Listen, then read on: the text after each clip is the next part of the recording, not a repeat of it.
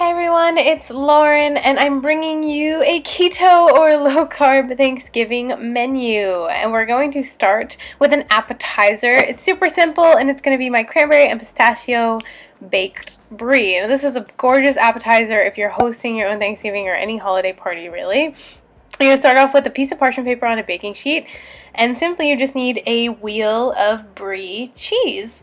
You can get this in the deli section at your grocery store. Normally brie is baked in puff pastry. Of course that's delicious, but I'm going to show you a quick trick on how to bake it in its own little shell. So all you want to do is cut off the top rind, just like I've done here, and that's going to kind of let it bake in its own shell, and it's not going to, go everywhere, but you don't need puff pastry either. I'm going to top this with pistachios. I use salt and pepper pistachios. You can use your favorite nuts. I'm going to also use dried cranberries. Use your favorite dried fruit as well. Whatever you prefer, you can totally customize this little appetizer to be your own. So you're just going to sprinkle everything over top of your brie. And you're going to put this in a preheated oven at 350 degrees. This is only going to have to bake for about 10 to 15 minutes, guys. Keep an eye on it because it does start to melt really quickly. But if it does kind of go everywhere, that's what the parchment paper is for. Luckily, you can just scoop it all up and put it back in. Don't be scared. Like you can see, it's overflowing. It's gorgeous. It's cheesy. It's gooey. You can serve it with crackers. I'm serving it with these 34-degree crisps. These are very thin, and I use them because they're very low carb. And this is just really decadent with the cheese and the sweetness from the cranberries and the saltiness from the nuts. This is fantastic and will definitely impress any guest you have. I don't have one of those little fancy cheese knives, but hey, it still tasted just as great. Nutritional information for all the recipes are listed in the description box, by the way, if you're curious. Alright, so next up we have garlic and butter mashed cauliflower. A ton of you asked for a cauliflower-based recipe, and I gotta say, I don't like cauliflower, so I was a little bit scared to make this, but I'm going to show you some tips and tricks to make it great. So I took about a 2-pound head of cauliflower here. I've chopped it up into golf ball-sized pieces, like you can see. You're also going to need a very tiny, small potato. Now, bear with me here. This is kind of, a faux potato dish, but to me, cauliflower doesn't have a lot of flavor, so if you even add just a little bit of potato, it's going to kind of take on that flavor, and you'll be able to notice it and kind of trick your brain. I also use garlic because, 1, I love garlic. 2, I always put garlic in my mashed potatoes. So that's kind of why I used it here. I used 2 giant monster cloves. You might want to use 4 normal-sized cloves. And you're just going to have a pre-boiling pot of water going on the the stove. You're going to put in a good handful of some kosher salt, and then you're going to dump all your vegetables in. Now this, you just stir them up, and this is only going to take about 6 to 7 minutes boiling. 6 to 7 minutes until it is tender, and then you're going to drain them and let it cool for 10 minutes, because we're going to do, the next part is my next trick. You're going to squeeze out all the moisture from the cauliflower. So the problem I have with cauliflower dishes is it all ends up just tasting like soggy, smushed cauliflower. The problem is because cauliflower has a high water content. Now we're just going to take a clean dish towel and squeeze out all the water. That's why you want it to cool. At least cool 10 minutes, guys, because this was boiling water. You don't want to burn yourself. You see all that water coming out? Squeeze, squeeze, squeeze, lots and lots. I did it in 2 batches.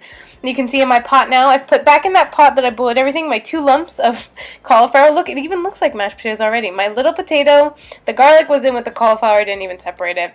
You're going to need some cream cheese. Please don't judge my broken cream cheese container. I used 3 tablespoons of cream cheese and then 1 tablespoon of butter, 1 to 2 tablespoons, whatever you prefer. Now this needs a lot of salt and pepper. Season this to taste. I just went heavy on, you need a lot of salt. Like, you salted the water, but you need a lot of salt. It needs more salt than you think. It needs just as much salt as potatoes, if not more. So put a lot of salt on there, put some pepper. You can even throw some herbs in this as well if you're interested, and then take your potato masher and just go to town, mash it all up. If you want it extra smooth and creamy, throw it in a food processor or a blender or a NutriBullet, anything like that will get it extra smooth. But look at this, guys. It looks fantastic. I was pleasantly surprised. It looks like creamy whipped mashed potatoes. You're going to serve it with some more butter on top, and of course, your turkey gravy that you're going to make with your turkey, obviously, because turkey is super keto, low carb. You don't want to miss out on that. Throw some gravy on this. This was so good. I was like really surprised. I actually enjoyed this. It still tastes a little bit like cauliflower, but not bad. And last but not least, we have low carb pumpkin cheesecake. Like, hello, that sounds amazing. What a just decadent way to end your holiday meal with this low-carb treat. So we're going to start. If you've never kind of done low-carb baking, you might need to go grab some of these ingredients. You're going to need some almond flour. I used 3/4 of a cup of almond flour, a half a cup of ground flaxseed. That is optional, but it makes it more graham crackery to me. And then I use a couple tablespoons of Swerve. Swerve is a sugar replacement.